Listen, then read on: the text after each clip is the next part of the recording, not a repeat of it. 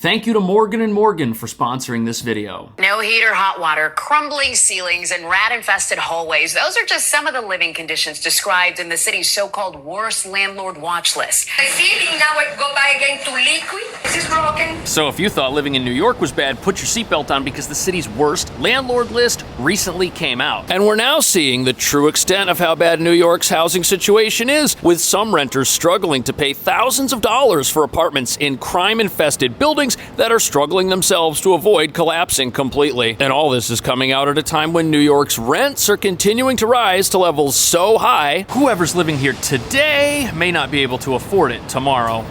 From leaky ceilings This is broken. to broken windows, Olga Camille says she's seen and felt it all. I feel so bad because it's so dirty. This here is what an apartment can look like when a tenant moves out of a rent-stabilized apartment after living here for nearly 30 years. At the time, this apartment went for $775 per month. Tenants living with rent stabilization say it plays a big role in their financial stability. They protect us. They have to treat our apartment better. So I feel really sorry for people who don't live in a rent-stabilized apartment. Camille says she not only has to deal with rodents and spotty heat, Doors open, you can walk right in. but for years she's lived next door to vacant apartments in disrepair that are open for anyone to go into. For a full year, it's sat vacant because the landlord says it needs $50,000 worth of renovations just to bring it up to code. But under the current law, the owner is only allowed an $89 a month increase.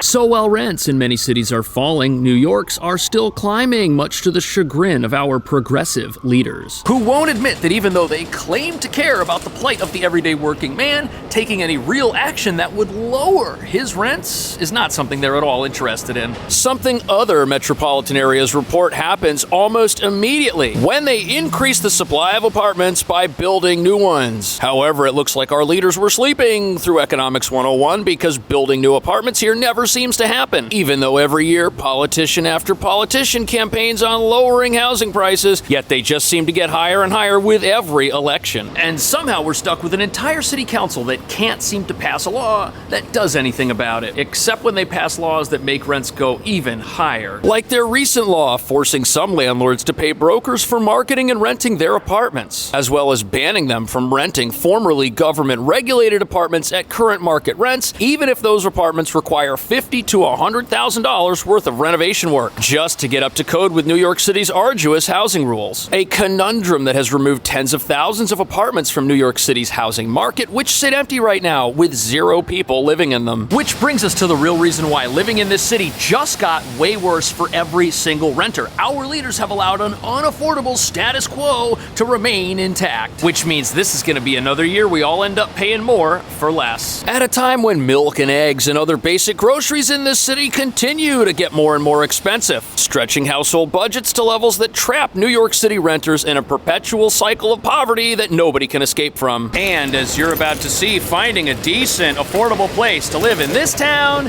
is next to impossible.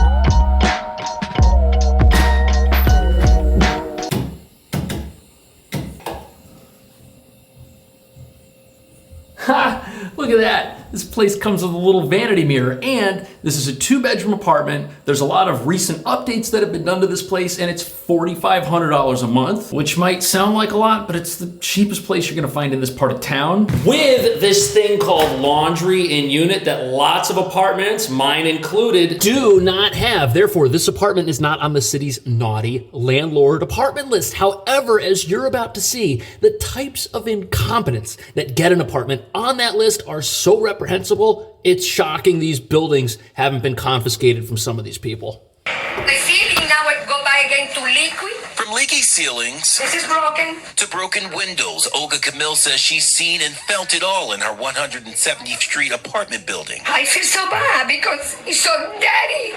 We fight 5 years. Oh man, so Her apartment has a hole in the ceiling and it leaks, raining water down on all of her stuff, destroying everything. And I saw some peeling paint on some of the walls in there. Now, to get your apartment to look like that one instead of the one we're standing in now requires a lot of work. First of all, the building that you're in has to be super old, but most of these buildings are super old. This one's super old. But instead of keeping it in good working order like this heater, which is old but doesn't make any noise and has a knob that turns and is very warm right now, the landlord of her apartment building is basically letting it fall apart while people live there. And leaking ceilings, peeling paint, those are like the most basic repairs that any fool could make. And it doesn't take much to take your apartment and make it much better than most of what's out there. This place in particular, it's a cut above what you'll usually find. There's window trim, there's exposed brick, the kitchen's got granite counters, the appliances are nice, and there's even a free air conditioner over here which works. You know how many landlords out there take the ACs out and throw them away when the last tenant moves out? And speaking of work that's easy to do, look at this. See how the walls and the floor, how they meet right here? You don't have little bugs and stuff crawling in and out of places like this. And in an apartment like this, if the renter is a disaster, they're really messy, they don't clean up after themselves, they got bugs and crumbs all over the place, that stuff is gonna be contained to this particular unit. It's not gonna escape and ruin the rest of the building for the neighbors. But that brings up a big question. This woman's got serious problems in her apartment. Are those problems the fault of her landlord who looks like a deadbeat according to this news report? Or is it possible that the problems she's experiencing in her apartment aren't the fault of the landlord at all? In the building we visited today, Camille says she not only has to deal with rodents and spotty heat. Doors open, you can walk right in. But for years, she's lived next door to vacant apartments in disrepair that are open for anyone to go into. Only me and my daughter living in this apartment.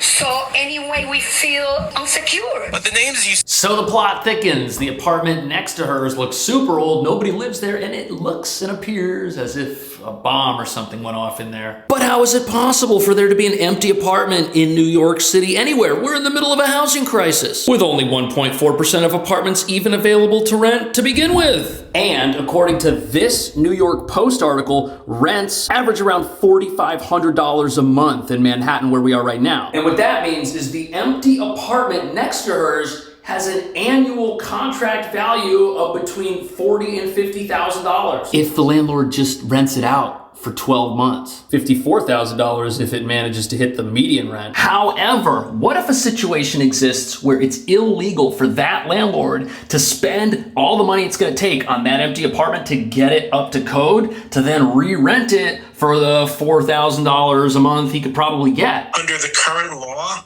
the owner is only allowed an $89 a month increase. So let's say you have a $700 a month apartment, you have to put in $50,000 to get $89 a month back. Your rate of return is going to be 30 or 40 years. Landlords are not required to... So if you got a landlord on this worst landlord list and they've got apartments that could be market rate and they're leaving them in shambles, those landlords are morons and they should have their buildings taken away from them. But if it's illegal to go and fix those places up because the rate of return is so low you'll never get it back, it starts to make sense why you'd have an empty piece of property in a city during a housing crisis that nobody can live in. And right now you've got tens of thousands of these rent-regulated apartments that are sitting around sort of in limbo. Last year you had 26,000 of these formerly regulated apartments which are still regulated and aren't getting fixed. And in the example we just got on the news, if you have to invest $50,000 but your rate of return is $89 a month, nobody is gonna go make that investment that has $50,000. They're gonna take that money, they're gonna put it somewhere where they get more than $89. And remember how I mentioned earlier that our leaders are passing laws that make rents go up? Well, these protections for these regulated apartments that are supposed to be affordable, those were recently renewed, basically trapping all of this potential real estate in a world that helps nobody.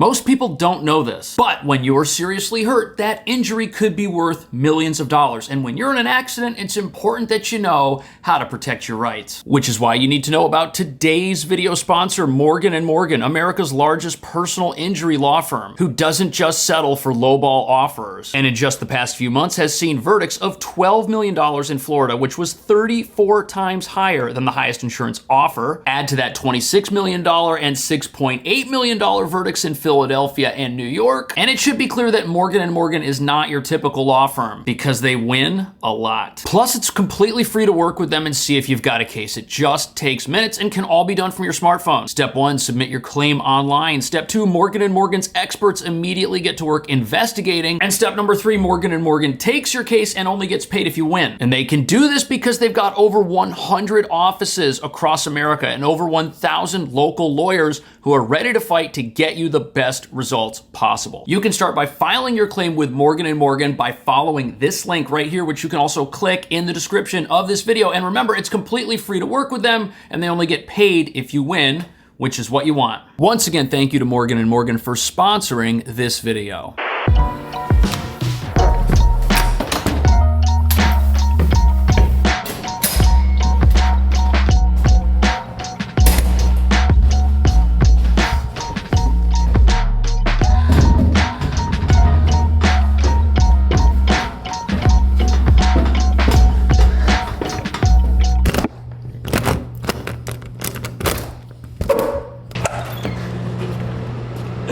Now this is what I'm talking about. It's the same apartment that we were just in downstairs, but there's this upper level. You could actually live in there if you wanted, and it's $100 more a month. Plus, it's got a pretty sweet roof deck that comes with a smokestack. But here's the thing, the reason these apartments exist, the reason they're in great shape, is because they aren't these regulated apartments. And I know that both of these places are expensive, but at least now they could be rented by somebody, when if they were regulated apartments, they might be unable to be rented at all. To be honest with you, both are kind of a nail in the coffin of our whole affordability battle here. Yeah, David, this here is what an apartment can look like when a tenant moves out of a rent-stabilized apartment after living here for nearly 30 years. At the time, this apartment went for $775 per month. For a full year, it sat vacant because the landlord says it needs $50,000 worth of renovations just to bring it. So I was doing some math. This place, $46.95. If 3 people live here, you're getting $1,500 a month rent for a bedroom. And here's what that 3rd bedroom looks like. Oh, uh-oh. Okay, in the unit downstairs, we had a bedroom on one side of the kitchen and another bedroom on the other, but this is obviously a bathroom. That means this is also a 2-bedroom. So I guess you're looking at $2,300-ish rent per person here, which is still very affordable for something with its own roof deck, but the rent here could actually be a lot lower. And a lot of these older style buildings have apartments in them that are just like the one we saw on the news. Super old, in need of repair, yet nobody can live in them. And the first way to lower prices in New York City's housing market is going to be to give landlords more apartments to rent. A landlord who's got 2 empty apartments, he doesn't feel the need to drop his rents and attract a renter to the same degree as somebody who's got 4 empty apartments or 5. And every apartment that is artificially blocked from coming on the market because it can't be renovated, can't be fixed up, just raises the rent on the other apartments these landlords have. And it gives them less money to improve their properties and help their current renters. Now, that doesn't excuse that landlord that made the worst landlords list giving that poor woman an apartment that nobody would want to live in. But if there were more money on the table, no matter how greedy and selfish this guy is, he could be sued and forced to make repairs, and the money to make those repairs would exist. And the fact of the matter is, you could lower rents almost immediately in this city if you'd unlock those 26,000 empty apartments. Since 2019, many such renovations have been unaffordable for landlords because of a New York law that caps rent-stabilized increases at 3% in order to tackle housing affordability in the city.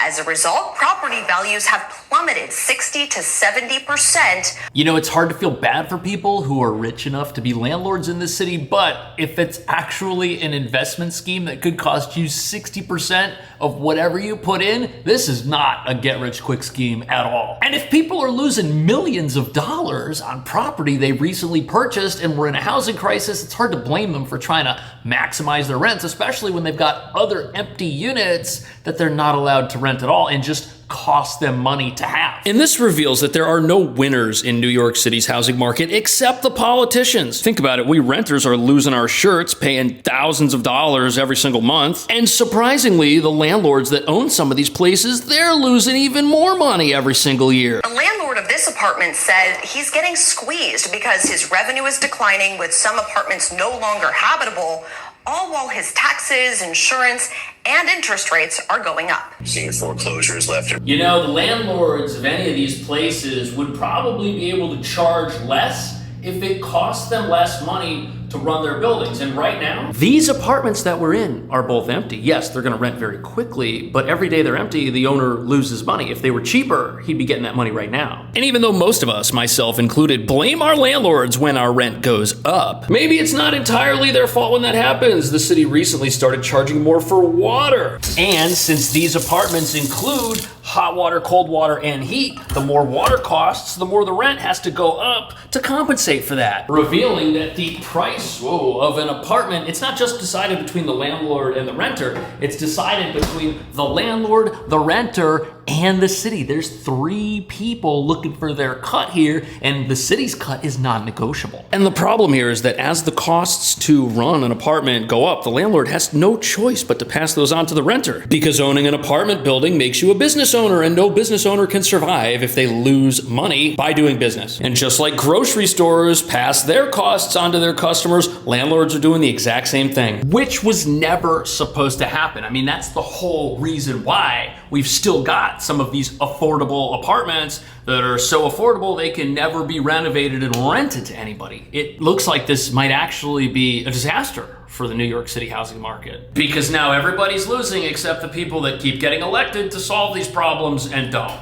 Our research have shown that in the longer run, it actually leads to a overall reduction of affordable rental housing supply. It actually fuels gentrification and increases the income inequality. Our study do find... So, according to these researchers, rent control in a city actually pushes rents up over time instead of keeping things affordable, and it does it faster than it would naturally happen. And these rules apparently trap rent-stabilized tenants in their apartments because the rent they've got is so low, moving could bankrupt them completely. And since nobody wants to move, that means there's definitely going to be shortages of new apartments as people stay put. You need turnover if you want to have spots for new people to come in. And moving shouldn't be something that bankrupts people. If people can move when their family size increases or when they need more space, you're always going to have apartments available at the affordable end of the spectrum for newcomers to whatever city it is. However, there's another way in which all of these rent control apartments lead to shortages. They make having an apartment the worst type of real estate you could own. You'd be better off with a storefront, because storefronts aren't regulated by any sort of rent control. You can get whatever you want for them. And even if you can't have a storefront that gets a little restaurant paying more money per month than an apartment would, maybe you could turn those empty apartment spaces you have into amenity rooms or storage lockers or something else. On top of that, this also creates a race to the top, so to speak, where landlords do everything they can to build the most luxurious type of properties available. And that's because if you've only got so many spaces you can rent out, you're going to try to get the highest paying tenants you possibly can, forcing New York to be a city that caters to the rich, even though we only seem to vote for people who say that they care